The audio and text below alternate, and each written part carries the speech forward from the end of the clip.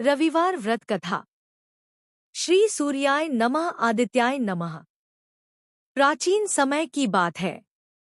एक नगर में एक निर्धन ब्राह्मण परिवार रहता था। परिवार बहुत ही धार्मिक था, लेकिन गरीबी के कारण जीवन में अनेक कष्ट थे। घर में अन्न की कमी, वस्त्रों की कमी और ऊपर से रोग दोख ने जीवन को और कठिन बना दिया था।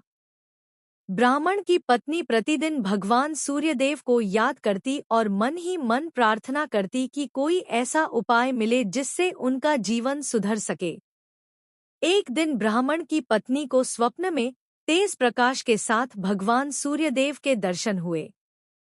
सूर्यदेव ने कहा, हे देवी, यदि तुम सच्चे मन से रविवार का व्रत करोगी तो तुम्हारे घर से दरिद्रता दूर हो जाएगी, रोग नष्ट होंगे और मान सम्मान की प्राप्ति होगी।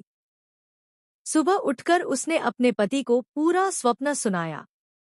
दोनों ने मिलकर निर्णय लिया कि वे विधि विधान से रविवार व्रत करेंगे। रविवार की सुबह ब्रह्मा मुहूर्त में उठकर स्नान किया, लाल वस्त्र धारण किए, घर में सूर्यदेव की प्रतिमा या चित्र स्थापित किया, तांबे के लोटे में जल, लाल फूल और रोली डालकर सूर्य को अर्घ्य दिया। सूर्याय नमः घृणी सूर्य आदित्याय नमः।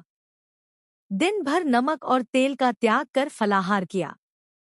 कुछ ही दिनों में चमत्कार दिखने लगा।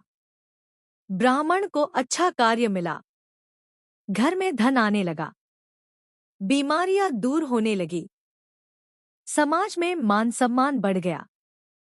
ब्राह्मण दंपत्ति को यह समझ आ गया कि यह सब सूर्यदेव की कृपा से संभव हुआ है। इसी नगर का राजा भी किसी गंभीर रोग से पीड़ित था। अनेक वैद्य असफल हो चुके थे। तब एक साधु ने राजा से कहा, राजन, आप रविवार व्रत करें और सूर्यदेव की उपासना करें। राजा ने श्रद्धा से व्रत किया। कुछ ही सप्ताह में राजा पूर्णतः स्वस्थ हो गया।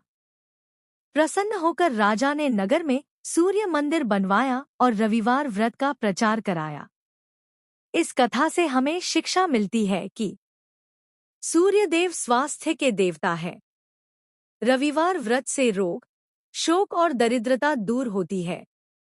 श्रद्धा और नियम से किया गया व्रत अवश्य फल देता है। हे सूर्यदेव, हम सब पर अपनी कृपा बनाए रखना। हमारे जीवन से अज्ञान, रोग और कष्ट दूर करना। सूर्याय नमः।